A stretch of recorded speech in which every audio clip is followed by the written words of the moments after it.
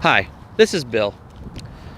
This is my 5th video regarding knowledge. In the last video, I put forth the idea, the proposition that information is different than knowledge.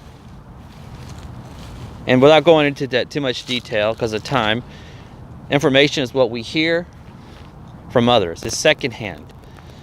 We hear it from another person. We see something on TV, read it in a book, a newspaper, on the internet. We basically get it from a source outside of our own experiences. That's information. Knowledge, on the other hand, is what we experience. What we see, what we hear, what we use our senses to perceive. And this is not to say that information can't be true, but it's to say that we don't know it as true. We can be told through a repetitious series of experiences that Napoleon Bonaparte existed in France in the 18th century, was a short guy, and we're told this numerous times. We discuss it with others who have been told the same thing. And therefore we can say reasonably that that information is true and accurate. But we don't know it because we haven't experienced it. History is most likely true, but I'm sure a lot of aspects of history in the past may have been doctored in favor of one side or another. As they always say, the victor always writes the history books. That being said, I'll go back to my initial proposition. Knowledge is what we experience. Experiences can be said for myself, to be broken down into 3 simple parts. There is a perception aspect. Our senses, our flawed senses, perceive things. We see something. We hear something. We hear and see and taste and smell collectively to create and take in an experience. You're sitting on a sofa watching a TV, a YouTube video, and you may have a cigarette in your hand or a cup of coffee, and you're drinking it, tasting the sweetness of it as you sit comfortably watching a video, perhaps this video. Well, that's an experience. You're sensing all that. Now your mind will process that. You'll process the chair you're sitting. It's a simple idea. You're watching something on a television, simple idea.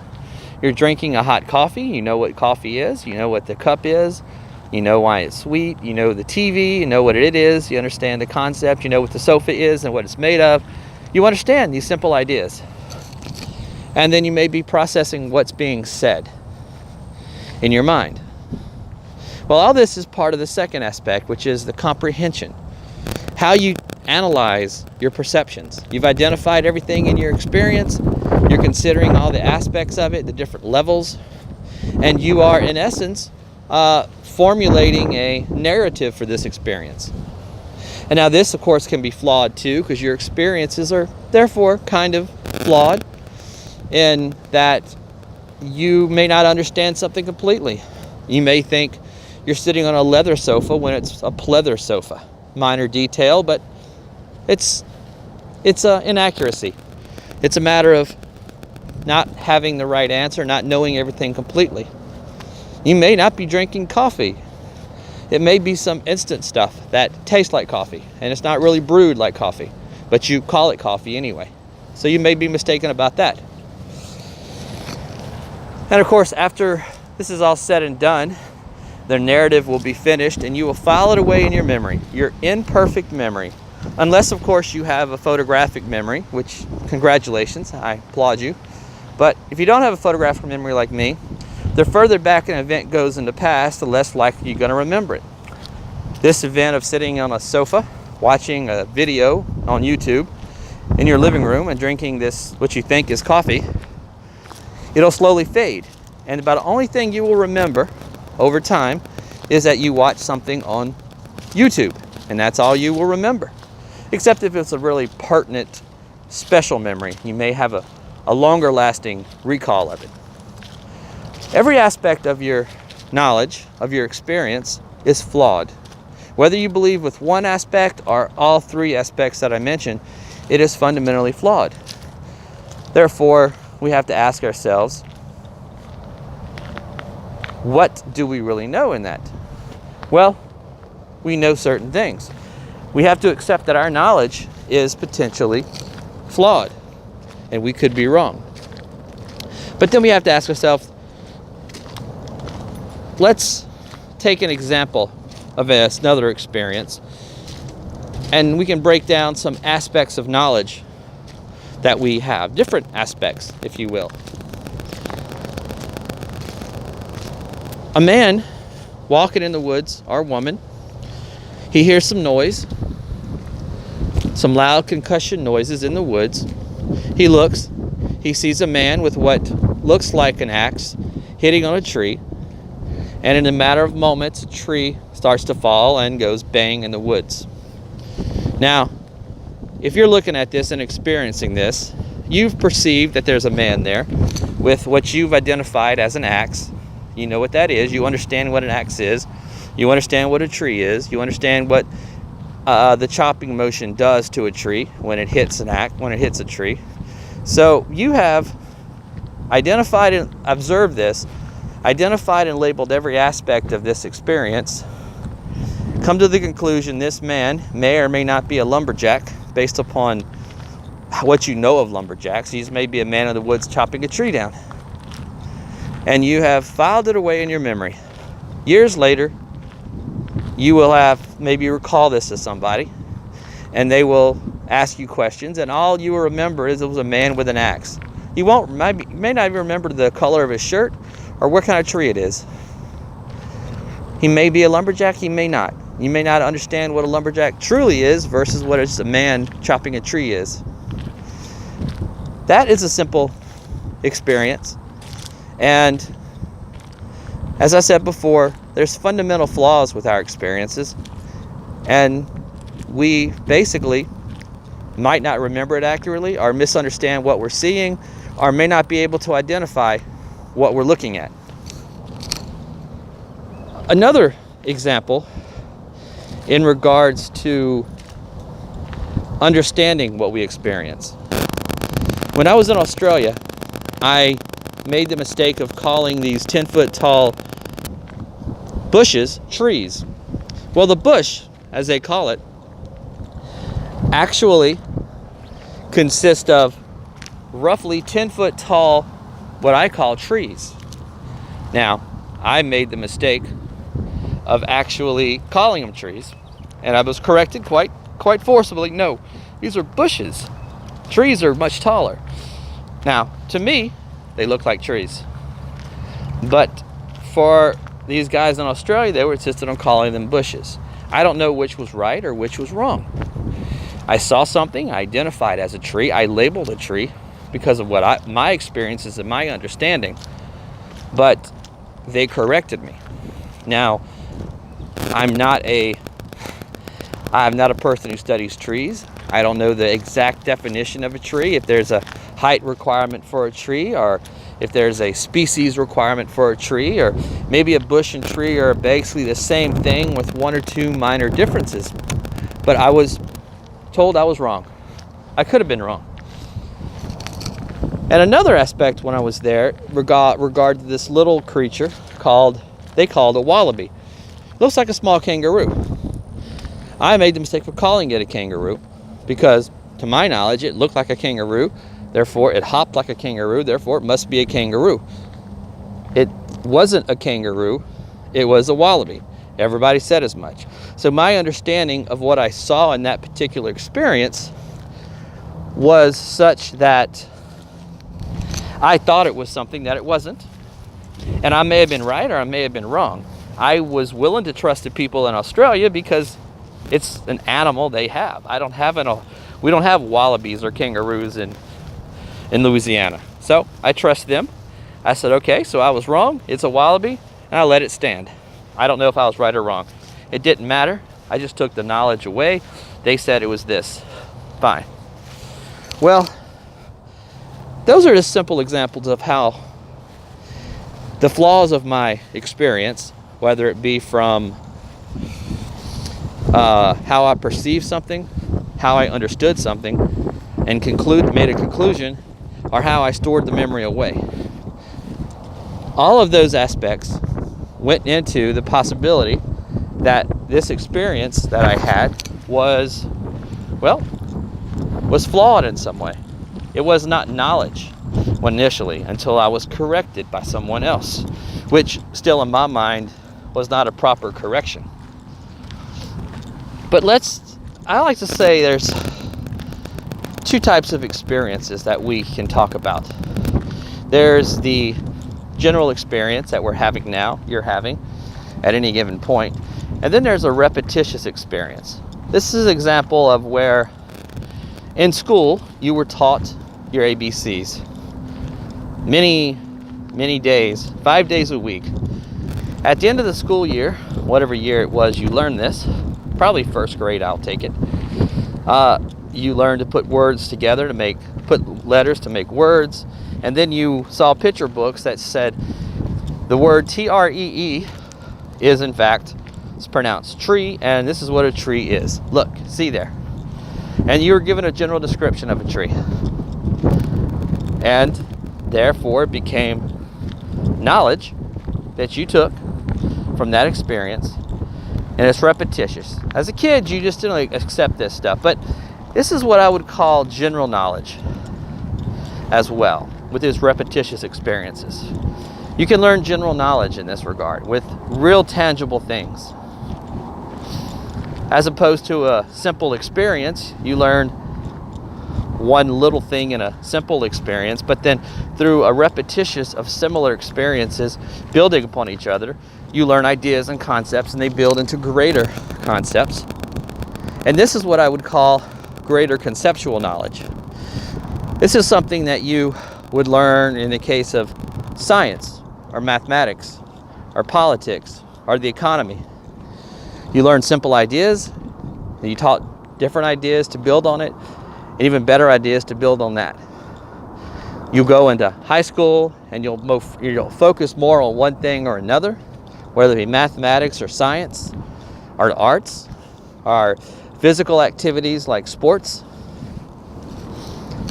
Then you'll go into college and you'll focus even more so on these repetitious experiences, and you'll develop skills and knowledge over these multiple repetitious experiences.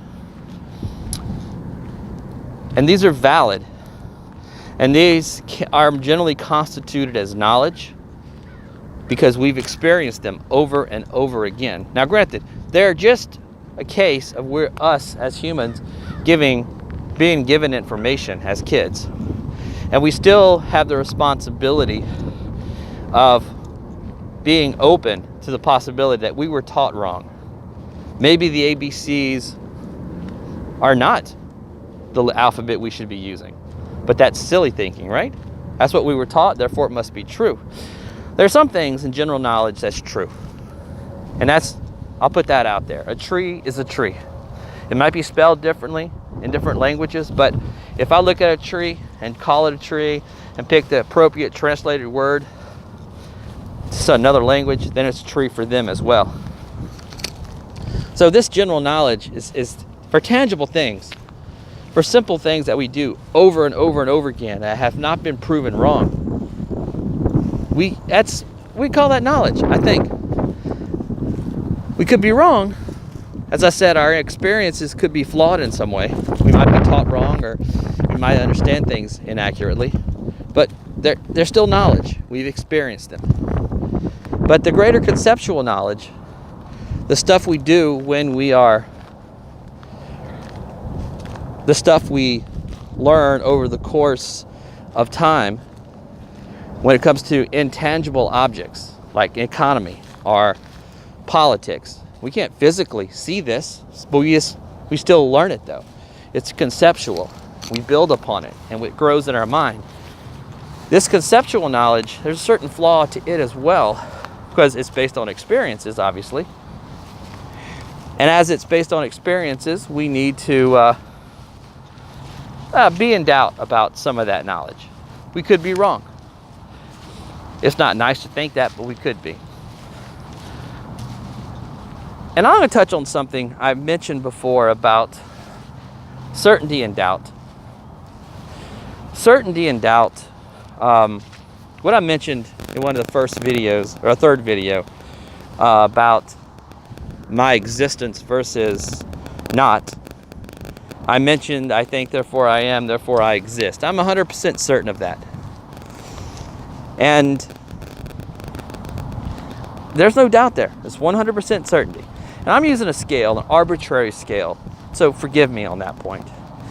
Anything above 50% can be considered certain. Anything 50% or below, we can consider doubt. So when I say I exist, I can say that I exist because I think, therefore I am. I'm 100% certain. There's 0% doubt there. Now, of those 3 core precepts I mentioned from Socrates, God created me, immortal soul, divine inspiration guiding me, I'm 99% certain. So there's a 1% chance I'm wrong. And I'm open to people convincing me or trying to talk me out of it. When I talk about anything else, there is a degree of doubt. When I talk of general knowledge, a tree being a tree, for example, I could say that I am 80 to 95% certain that that's true. In other words, there's either a 5 to a 20% chance of doubt in that situation. So, as I said in my story about Australia, that bush might not actually be a tree. So there was certainly a level of doubt, and I was willing to accept that because the people around me said differently. Do I know the difference now? I don't know. I don't know the truth of the matter. I just know what they told me. So there's a certain amount of doubt in that certainty. Now, when it comes to greater conceptual knowledge, stuff that we learn over the course of repetitious lessons, ideas upon ideas upon ideas, I generally put the numbers from 51 to 79% here, because the more complex an idea, the greater the chance we may have misunderstood one aspect. If we misunderstand one concept in a greater idea, we mess up the whole idea. So the chance of us being wrong with these greater conceptual knowledge is greater.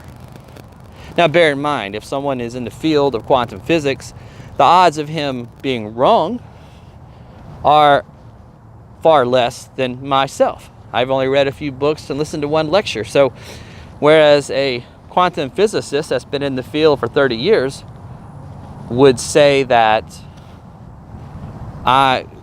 say something, I would believe him. I would say he has using my own arbitrary number system, he's a 79% certain of what he's saying.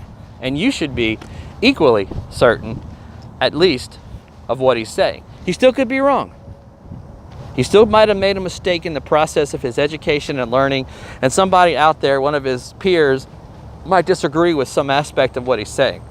But he's probably got a higher degree of certainty than me.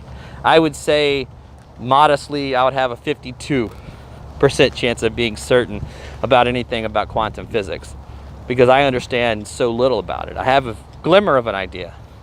Anything below 50% or lower is doubt. And that's where we have to realize, we have to remember this. I can't say for certain that certain things are or are not. And by knowing the percentage of doubt to certainty, giving it an assigned number, if you will, there's always a chance I'm wrong about what I'm saying. And I don't want to be wrong, but I'm aware of the possibility of being wrong. Now, all this being said, our knowledge based upon experiences being flawed, the two types of experience, general experience and repetitious experience, which leads to a deeper understanding of ideas and conceptual knowledge, and the idea that there's 3 types of knowledge that we can have. There's core knowledge, which is something only we know as individuals as true. We can't really prove in a court of law. Then there is general knowledge, which states a tree is a tree. And there's greater conceptual knowledge, as taken by the example I used of quantum physics, which is a lot of ideas building upon a lot of ideas, building upon a great many more ideas, and it takes many years of study to develop an understanding and comprehension of it. So, knowledge is a lot of things, but there's always reason for doubt. There's always an area that you need to consider just for a second that you might be wrong. And consider that people around you might be more right or more certain than you. A quantum physicist, an economist, will probably know more about the economy than, say, you if you just read a book or seen a documentary. So just remember that your knowledge is based upon a certain ratio of certainty versus doubt. And you need to, in embracing what you think you know in everyday experiences, remember that. What you know now, and this is a promise to each and every one of you, I don't care how old you are, what you think you know now, what facts you think you know now, will most probably change in the course of your life as you learn, read, study, research, and experience new things. So don't take this as saying you should never try to get better and learn more, but take it as a sense that even though you're certain of something, there's still a chance you're wrong. And be open to that possibility. And my time is way past what I should be, so I'm going to end it right here. The next video will go more into comprehension and this whole idea of certainty versus doubt.